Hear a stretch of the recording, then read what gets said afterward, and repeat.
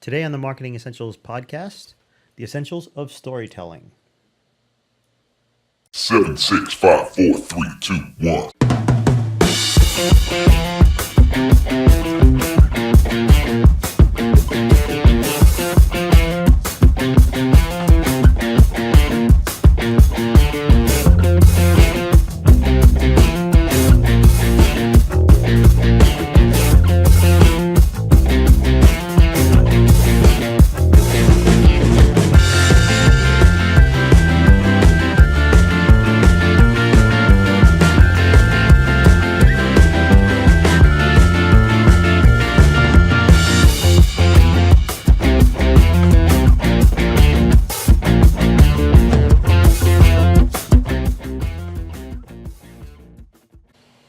Hi, and welcome to the Marketing Essentials podcast.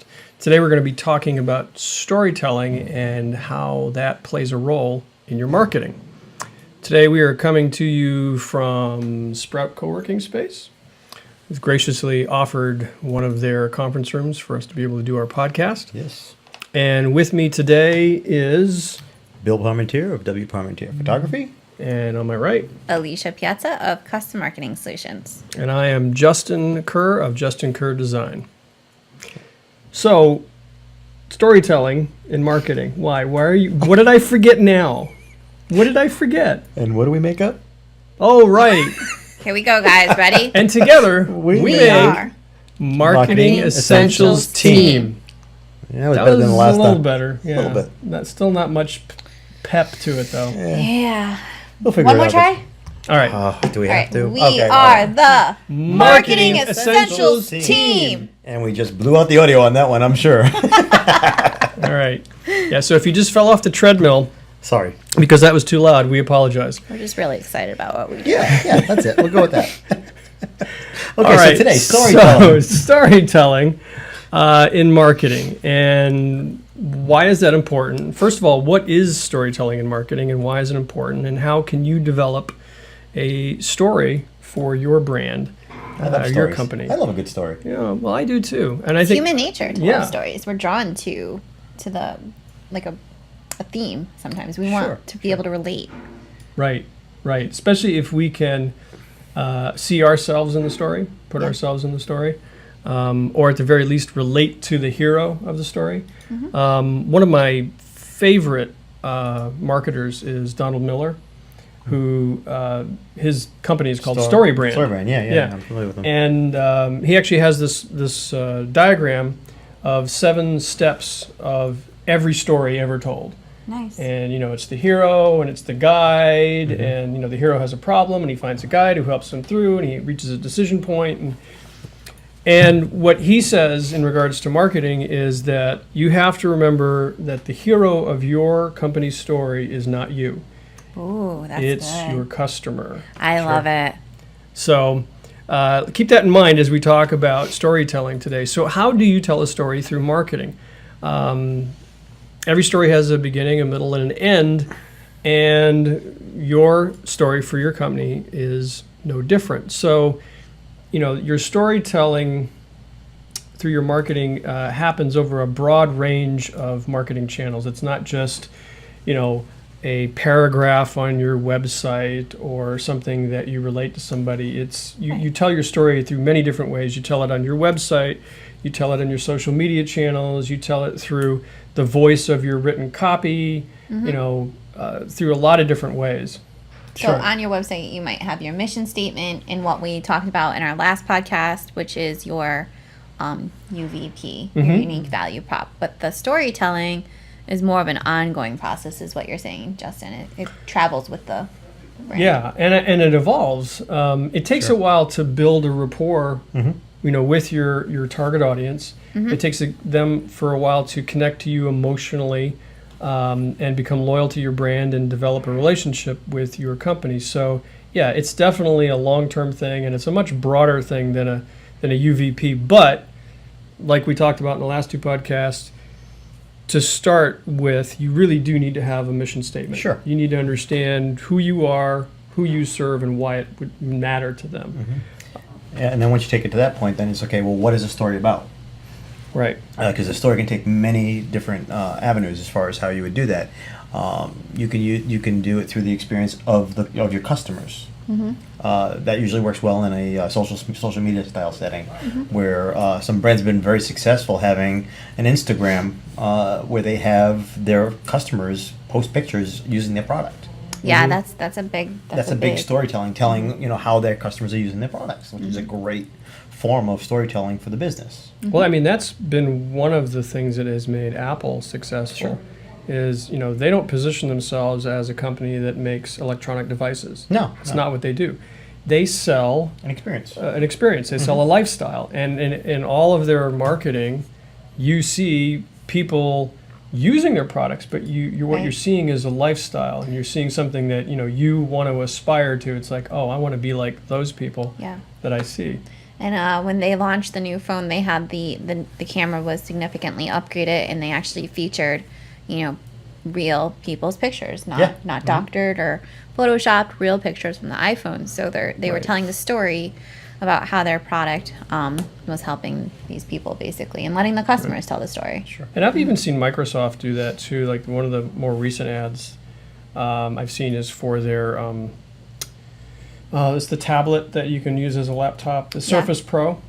So a lot of their commercials lately have been somebody who's working in a specific industry. Like the one that I remember is the woman is she's a scout for locations for movies. Oh yeah. Okay, and she's talking about the process of finding these locations, and she had this problem she had to solve. It's like we need this kind of location. Where can I find it? And they show her like flying around in a helicopter. Yeah, wasn't it something to do like a Transformers type movie or something where they had to land, she had to land a giant robot in the middle of a certain area, was trying to use. I remember. So the whole ad is about how she goes about doing what she does, and the product is just there, and it's part of her telling her story.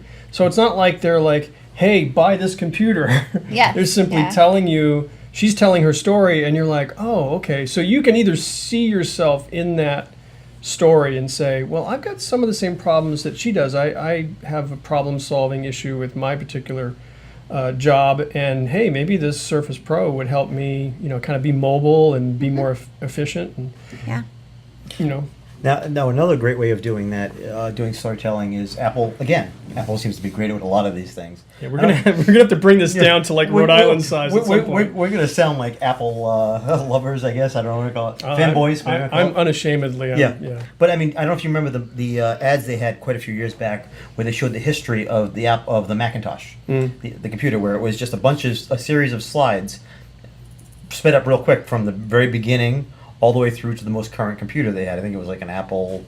I think it might have been one of the new Macintoshes back in the time. But they did a great job by showing all of these photos throughout the history of the company to show the evolution of the Mac itself.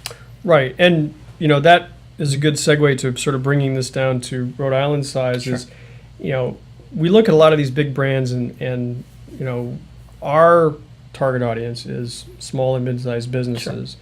In this region. So a lot of them are saying, well, okay, great, Apple, Starbucks, hooray for them, but what do I do? 3 words: steal from them. Right. No kidding. Well, no, you can learn though. Absolutely, you can emulate a lot of what they do at a smaller scale. Everybody has a story that they can tell. Every company has a story that they can tell. And so if you're looking at someone like Apple or Starbucks, you can totally look at how they do it and go, yeah, I could do something like that with my story. Sure. So yeah, absolutely. Steal from the best, because that's how you learn. So in regards to knowing how to tell your story, I'll go back to Donald Miller. He has this article where he talks about internal versus external problems. And he says a lot of companies try to tell their story by focusing on external problems, their customers' external problems. And he says they miss the mark by doing that, because where you're going to make that emotional connection is by marketing to and finding their internal problems. So give me an example, maybe? Well, or elaborate, rather. Sure.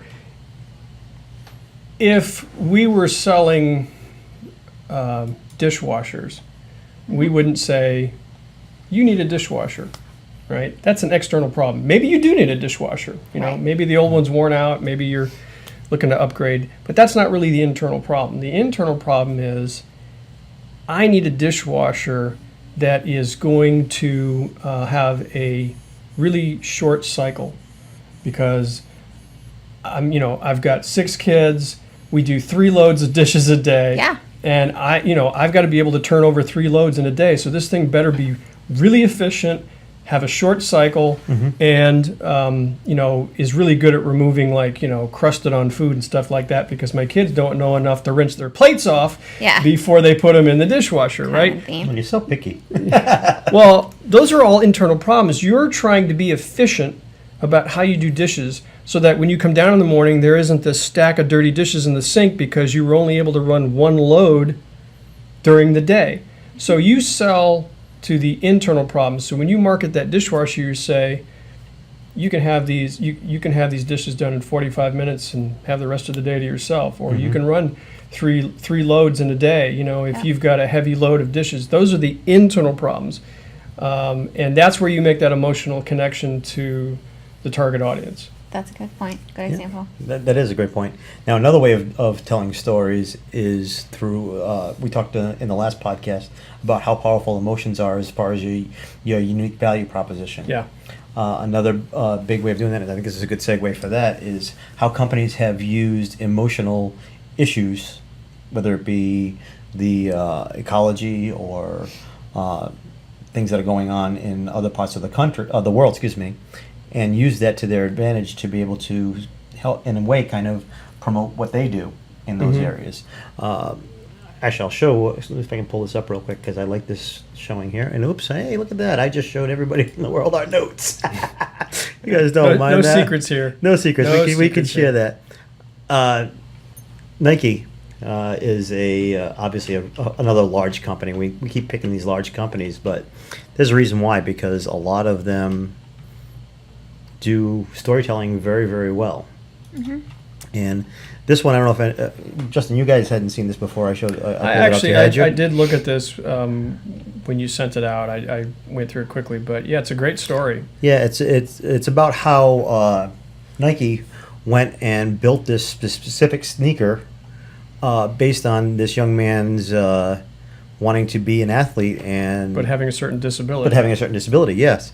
And they listened to them, and you'll see as I'm scrolling through here, you can actually see that they did a full article and a write-up about how they helped to make him these shoes. So that the gentleman there in the photo is the chief designer for Nike. Correct. And the young man is this athlete who he had some difficulties at birth that sort of limited his mobility on one side. So he needed a shoe that he could put on and lace up with one hand. Yep. So this chief designer at Nike got together and sort of spent a lot of time with this young man to figure out, okay, how can we develop a shoe that he can put on his foot and secure with just the use of one arm. And they came up with the FlyEase shoe. It's a great looking product too. Yeah.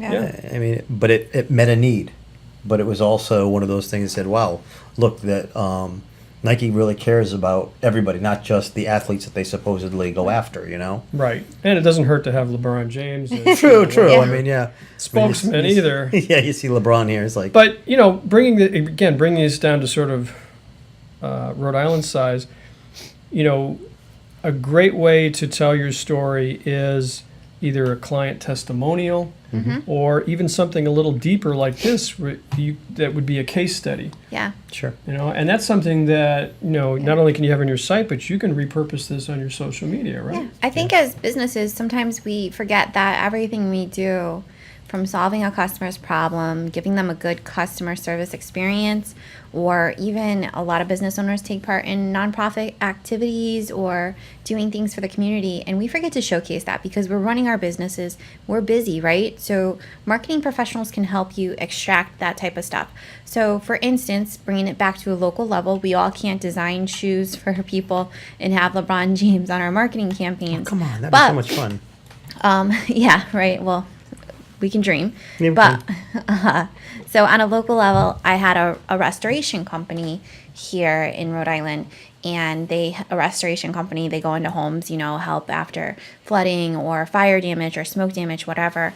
And it's not one of those businesses that you think of often because you need them. Sneak in, pardon me. And- We're going to drop this a little bit so I can actually see you. Oh, okay. So how are you Thanks, gonna Bill. And so, it just came up in conversation. They didn't even think to tell me that they were actually going to Puerto Rico to help after the hurricane.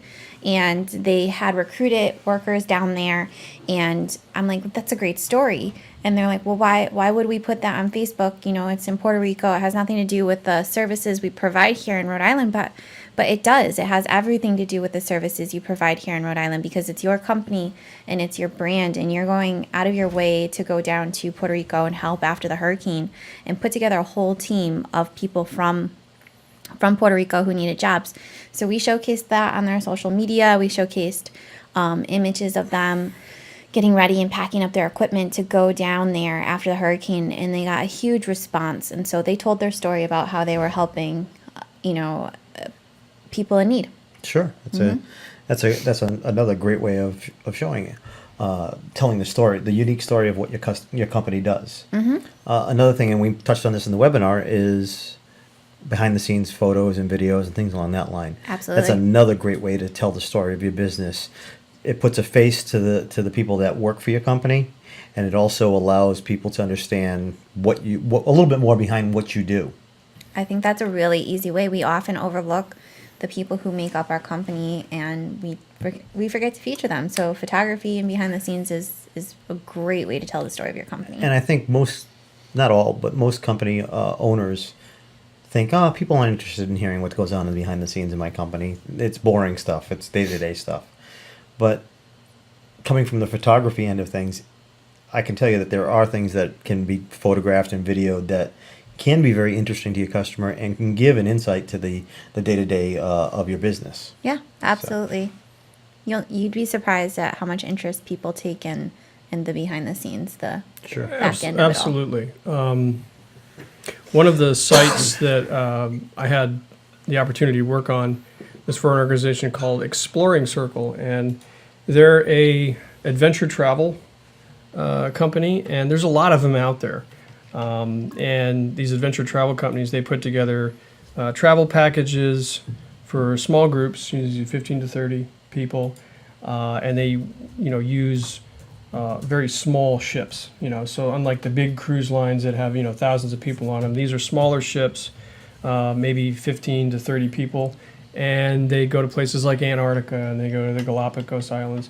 And the idea is that you're not just traveling to those destinations, but you're having an adventure, and there's lots of activities that are integrated into the package of the trip.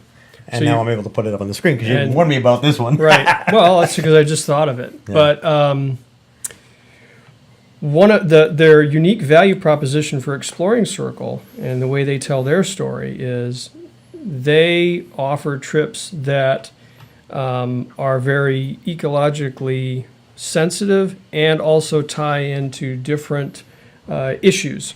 So they're very concerned about the cleanliness of the oceans. They're also tied into issues that are specific to the different countries that they visit. And they offer people that book travel with them to get involved in these different causes, either while they're traveling or as a post-trip experience. Mm-hmm. So one of the things that they do on their site, if you go to Connect and there's a travel stories. Travel stories, you got it. So here is where they receive submissions from the people that have gone on their trips. And like if you scroll down, there's one called Magnificent. So people will submit stories about their experience going on these trips. And, these are all user-generated photos here. And it says the ship name. That's cool. Right. It gives all the details about what their experience was like. And you can scroll through those photos. There's like a little slideshow there. Look at that. There we go. Yeah. So this is a great way for Exploring Circle's clientele to tell the story of Exploring Circle. Very cool. And really doesn't it's not a heavy load on Exploring Circle because the people submit the story, they submit the photos. Exploring Circle posts it up there, and then they can parse those out to their social media channels and drive traffic back to the website where people can engage with their services. That you bring that to an hang on here.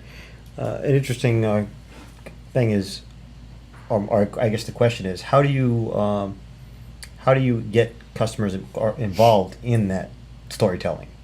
Obviously, through Exploring Circle, that's a big way that they're doing it, and that it doesn't cost them anything. If you were or actually maybe this is more towards Alicia, I don't know. If you were meeting with a client for the first time and trying to figure out ways to tell the story of the company, how would you go about getting them to get their own customers involved? Yeah, good point. I think it depends on the industry. So if you're a product industry, a lot of times in the packaging, like when I get, there's a certain like subscription box that I have or a subscription service, and on their website it shows the Instagram feature of people showcasing the product, which I actually like better than looking at the product and like, just sitting like a purse sitting on a white background. I like to see how women are like holding the purse, and I can tell the size and the true color. So they have at the bottom of their website, they have a feed. So when you go on the website, you automatically know that they have used their content. So there's a way for you to submit it, and they usually have a hashtag and they put it in their packaging. When you get a product, they say, feature this on, I think it's Just Fab is the one I'm thinking of, with hashtag, whatever their hashtag is. Other ways is you can promote it on social media by actually posting, post your, your content, your pictures with hashtag, whatever your brand may be. You can do email marketing to get people involved and let them know that this is something you're trying to get in terms of content from the users. And people love to participate. Sure. I think it taps in on a sense of wanting to belong to a certain group or a certain tribe, and that's especially true with brands. We were talking in previous podcast about Starbucks and the loyal, following that they have with their target demographic. And, if you're able to, connect emotionally to someone, then they're more likely to purchase your product or service. Sure, you could even take that a step further to something, bring it down to the local level. A company that's very similar to that is Dell's. You talk to somebody in Rhode Island about Dell's, what's the first thing they think of? Summertime. They think about, frozen lemonade, and that green and yellow packaging. Yeah, the green and yellow, distinct packaging on it. The branding is, they do a great job with their branding as far as Dell's is concerned. Another local company that does a really good job in storytelling in their branding is Cardi's. Yeah. I mean, when you say Talk Cardi's, about stealing right, other people's ideas. But the first thing you think of when someone mentions Cardi's is you think of Three brothers. NIROPE, Nick, Ron, and Pete. Exactly. Yeah. And a lot of people who've even never met any of them feel like they know them because they've grown up hearing these guys on the radio and seeing their face on TV, and they're very down to earth, unassuming. They are the brand of Cardi's, but they allow people to make that emotional connection. It's like, oh yeah, Nick, Ron, and Pete, I know those guys. Yeah, it's a family bringing furniture to your family. Right, and I'm sure their furniture is a great product, but you can find the same quality furniture in a lot of different places. Right, right. But people choose Cardi's because they've branded themselves such and told a story. And they have an emotional connection to that story. Yeah. And that's big even after a company gets sold. For instance, there's two companies in the area, Jordan's Furniture and Bob's Discount Furniture. Both of them, the spokespeople or the owners of the company sold their company and were then hired on afterwards to continue that same storytelling, that same branding going forward. Even though they technically didn't own the company anymore, they were still held in place because it was such that big pull towards that branding, and that storytelling. I was reading a story recently about Dave Thomas, who's the founder of Wendy's. Wendy's, yeah. And he didn't originally, I mean, he owned Wendy's for a long time, but he didn't get involved in the advertising until the 80s. Oh, really? Yeah. And became the face of Wendy's. I mean, every time you saw a Wendy's ad on TV, there was Dave Thomas. Now, he wasn't particularly talented in the realm of, being a spokesperson or being on TV, but his personality was where Wendy's came from. So they understood that to have Dave be the spokesperson and the face of Wendy's made sense because he was Wendy's. Right. And if you know anything about his story, you make even a deeper emotional connection to Wendy's because he was adopted at a very early age and became a big champion of adoption later in life, and even developed a foundation for adoption as well as education. I didn't know that. You know a lot about this guy. Well, he actually. I really like to connect to the companies that tell great stories, and Wendy's is one, Southwest is another one. But, Southwest Airlines. Yeah, Southwest Airlines.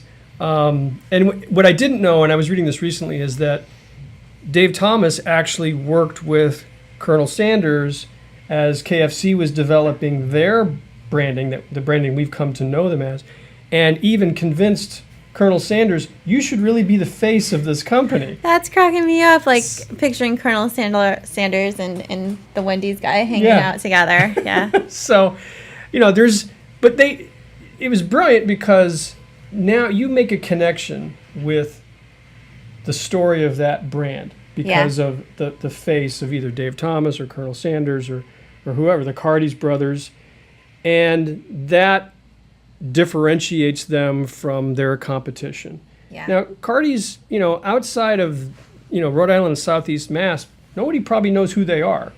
No, but right? Here they do, and that's all that matters. That's their target market. Exactly, and it's a great local story. I mean, the Cardi brothers are probably as well known around here as Salty Brine was, And you're looking at me like I have no idea who Salty Brine is. I was just gonna say it's another. Oh my gosh! Okay. Did a look on my face? I wasn't gonna say anything. We got to come up with a new graphic for the screen that says, "What does Alicia not know about Rhode Island?" Let me turn this question around and say, Alicia, when you think of, companies that are marketed locally or regionally, what are some of the ones that you connect with the strongest? Yeah, is there something that sticks out to you? For national companies or local? Local. Oh, gee, local. So there's Cardi's, East Matunic Oyster Bar. Actually, they have a really great story because they're a restaurant and they have food and they could focus on the food, but they also focus about how they mine their oysters. Is that the right term? Mine oysters? I don't know. Farm the oysters. Harvest, I guess. Harvest. Would be right, yeah. So there's a big focus on not only serving it and putting it out on a plate and it looking good, but they're also telling you about how they're farmed locally right there in that bay, and I think that's a pretty cool story. They're taking food and making it about like local Rhode Island atmosphere or environment. What other local marketing concepts stand out to me? I don't know. You guys I feel like you have an example. That's why you asked well, me. I asked you because question. I know that, you've only been here a short time, so I thought it'd be a good example of somebody who's come here from another region and connecting with some of the local brands through their story. Because, Bill's been here since birth, and I've been here since the 80s, so, we could probably come up with 20, if we thought about it. But those are good examples. The Oyster Bar. Could be more. I'm sure there are. But I put think you on Rhode the spot. Rhode Islanders have a lot of quirky little things about this state, and so that makes storytelling easy and fun. Yeah, as long as you know where things used to be, you're good to go. This is true. So, the example that you had up a little while ago, the FlyEase, that was great. Do you have any other examples, Bill, that you want us to take a look at? Hang on, let me just give me a second here to get my acting gear here. Here we go. Bombas is another good company. I know, Alicia, you and I were talking about this a little while ago about what they do as far as their giving back, and it's a great story. I've first learned about Bombas. They were on the TV show Shark Tank a few years ago, and they pitched to the investors on Shark Tank the idea of socks. And there we go, socks? What's the big deal with this? It's just a pair of socks. And the two guys that own the company said, hey, look, here's the deal. The most requested item in homeless shelters is socks. So what we're doing is we're making a high-quality sock that has no seams on it so it doesn't irritate you in different ways. They figured out this proprietary way of making the sock. Mm-hmm. And the catch behind, or I should say the story behind what they do with this, is they give back. For every pair of socks that they sell, they actually donate a pair of socks. Much to like Tom's shoes. Like Tom's does, Yeah. yes. But they do it to a homeless shelter instead of to, I think Tom's does it to like impoverished countries, I think, if I remember correctly. I'm not Yeah, I think sure. you're right, yeah. But it's similar idea. So basically what they do is they even put on their website here, as you can see, how I many love it. pairs they've donated since they started in business. Yeah. And it jumps, and it's pretty cool because you get this little ticker here that shows every couple of seconds another pair of socks goes. So that's showing how much they're giving away to people that need it. And that's a That's powerful really story. cool. Now, there's a lot of companies out there that make socks, and there's a lot Sure. of companies that make socks that have a lot of the same properties that Sure. these socks do. The silver in them that is antimicrobial, and the way that they stitch it to make it last longer. But the differentiator for Bombas is their, or I should say their unique value proposition is we want to provide quality socks to the homeless because that's the number one requested item. It fills a great need. And hey, if you want to be part of what we're doing, You feel like you're giving to it. Right there, it says Exactly. get involved. Yeah, Right, and- get and involved. I'll go down there in a second, but basically this little blurb is a great part of their story. It says, people ask us all the time if we donate the same socks we sell. The answer is no. We donate something special. Working closely with our giving partners, we engineered a sock to specifically meet the needs to the people who don't have the luxury of putting on a clean pair of socks every day. So they're not given the Wow. exact pair of socks. These are actually they have an antimicrobial treatment that's put on the socks to help because of the fact that they know they're not going to be washed on a regular basis. right. And then they give you an So- opportunity down here. You can actually help. They also, I should say, as part of the story, give you the opportunity to find a local shelter in your area and volunteer or help out That's an beyond amazing just that. story. Yeah, this whole page is about a story for that. This is So, awesome. so here's a company that does a great job of telling the story about what they do as a business and why they do it. Yeah. And I think you talked at one point, I don't know, if, maybe not, maybe it was just you and I talking, but we're talking about how important as a business the why is. Yeah. Why do we do what we do? And that's important. If you can get that forth to your potential customers, they'll much easier buy into what you're selling, Right. Which whether it be a service or a, And I have to be authentic. I recently went through that exercise. I'm in the process of developing, honing my mission statement, and I had to sit down and really think hard about, well, why do I do what I do? And because there's a lot of people that do what I do. sure. But I feel like one of my unique value propositions is that I can help someone who doesn't have a very clear visual marketing message and help them refine that so it's very clear, very precise, and aimed at their target market. So that's one of the things that I sort of bring to the table. And when I come across a client that has a really muddied marketing message, or they're kind of going in 4 different directions, and Yeah. you just look at their stuff and you go, I have no idea what you do. One of the things that I can do is help them refine that. So when someone looks at their marketing piece, they go, "Oh, I know exactly what you do. I can relate to that. Right. I want to be part of it." Right. Well, in So- essence, that's why we started the Marketing Essentials team, is because we felt the need to help local, small, and medium-sized businesses figure out all this, what it is behind marketing. Yeah. What Right, what's and this kind magic of voodoo. kind of pool our expertise and resources to say we can cover a lot of bases, Excuse me. in marketing where individually we wouldn't necessarily be able to do.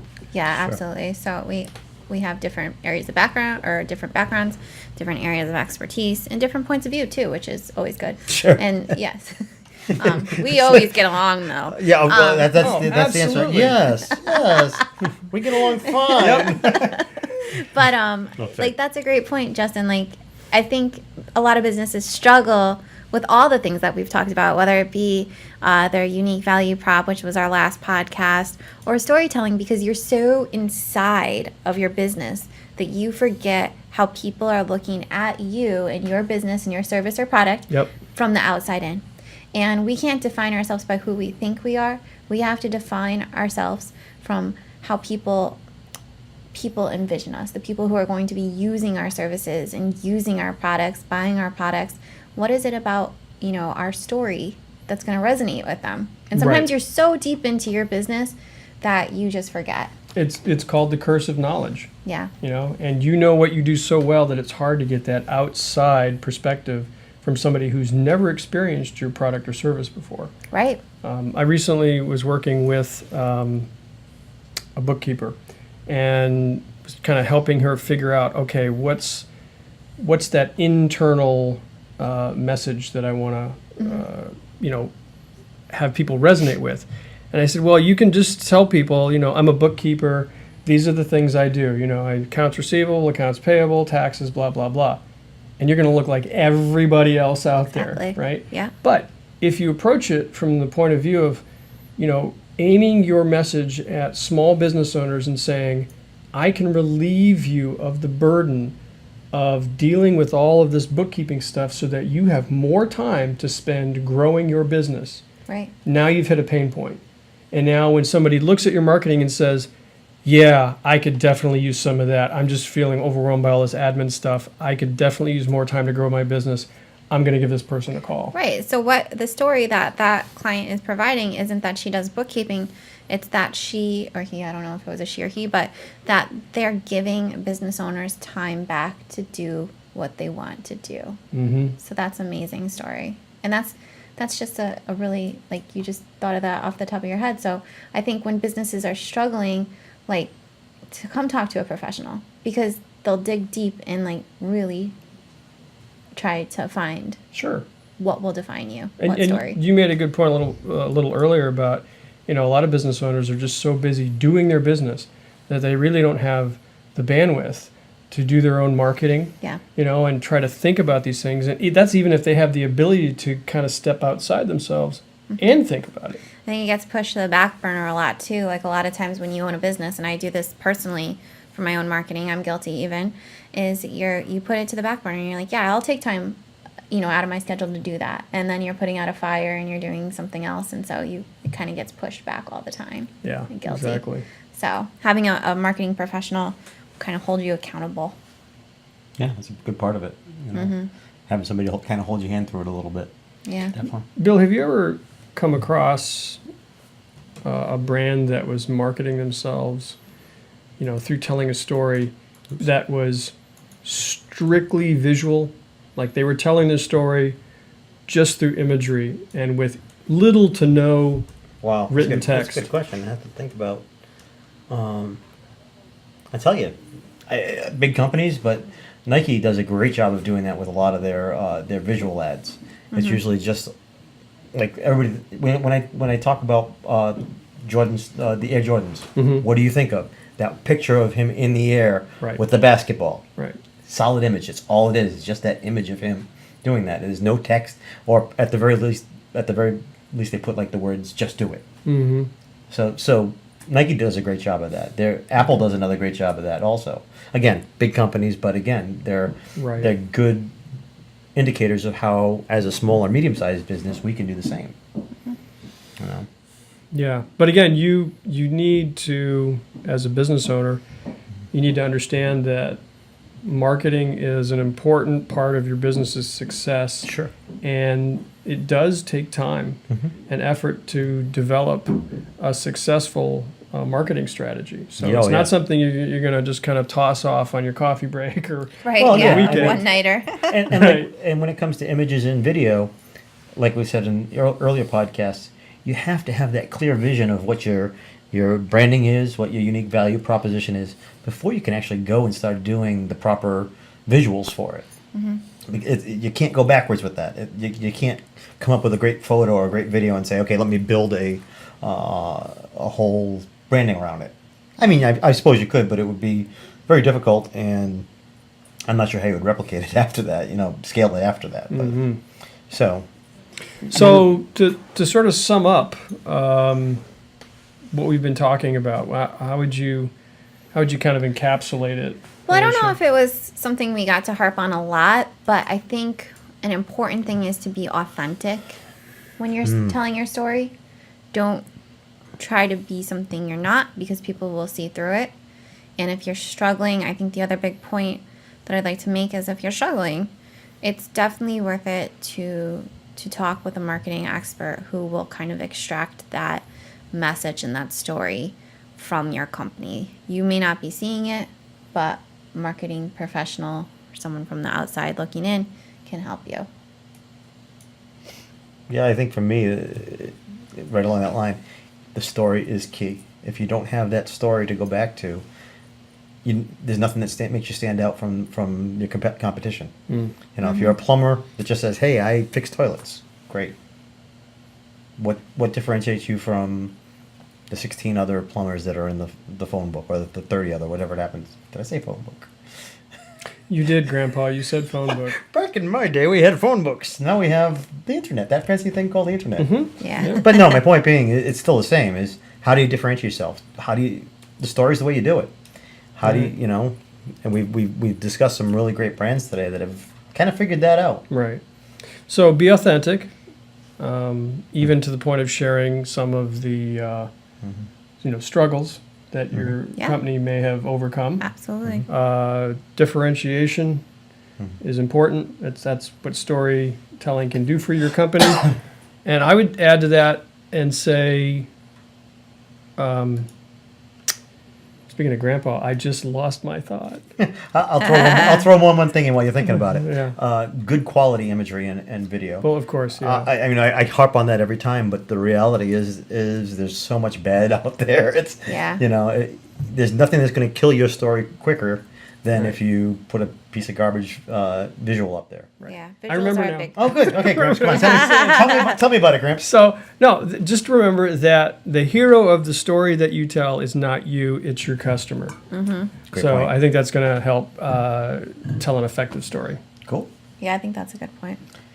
I think that's. I think we've covered storytelling pretty well. Yeah, So- yeah. But a couple of things to plug. Before we do that, hang on. before we- Give me a second. Let me get to my my fancy. Before we computer. wrap up, one is that we have a Facebook page. We also have a website. Ta-da, there it is. But we would love it if you would go and like and follow us on Facebook. And you can find us under Marketing Essentials Team. Yes, on and Facebook. and you'll see we have it up on the screen right now. There's a little blue button there. If you have any questions or any comments, please click on that little send a message button. Send us one, and we'll try to get back to you as soon as we possibly can. Right. We love your questions. We love your comments. So. And in the last podcast, we've been we have been taking Alicia on an adventure, trying to indoctrinate her. This is true. I forgot about that part. Yeah. Yes, trying Here's to my story. I'm not from Rhode Island. Yeah.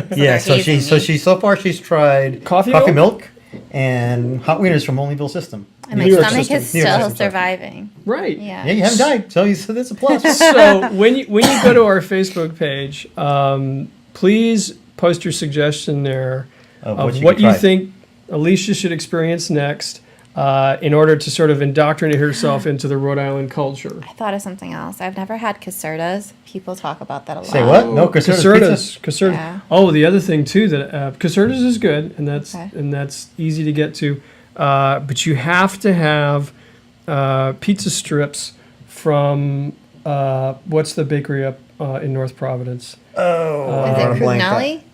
No. No. Oh my gosh, I can't I think am of totally it. drawing a blank. I know who you're talking about. You got me on that. You had to throw me off on You that. are Anyway, that bakery in North there's Providence. Well, yeah, there's like 6 of them. Probably. Then of course you get Zeppelis. What's oh, that? Oh, the Italian. Is that Italian? Yeah. that's actually coming up really quick. Yeah. St. Joseph's St. Day, Joseph's Day. And Zapla's on Federal Hill. So there's an experience that you Okay. absolutely have to have. All right. And So we're you- going to totally destroy your health-based diet Yeah. through this adventure. Yeah. Yeah. So basically, if you've got something cool that you think's a staple of the Rhode Island area, and we already, most of us already know the Dells and stuff like that. We're looking for something that's uniquely Rhode Island. I'm game. Send it. All right. Alicia's You know all what? about It doesn't it. even have to be food. Even if it's Rhode Island tradition, just send Yeah. it. I'll do Now, it. I don't know what else Now- that would be, but Yeah, so this is going to be the first out of, what are we on, our 4th episode now? Disney Yeah. Well, that we're actually not going to have you doing something because we just didn't bring anything today. ran out of ideas today. Ran- But ran out of But ideas. yeah, send us in your ideas. And thank you so much for listening. And as we sign off, this is Alicia. I'm Justin. And I'm Bill. See ya. bye.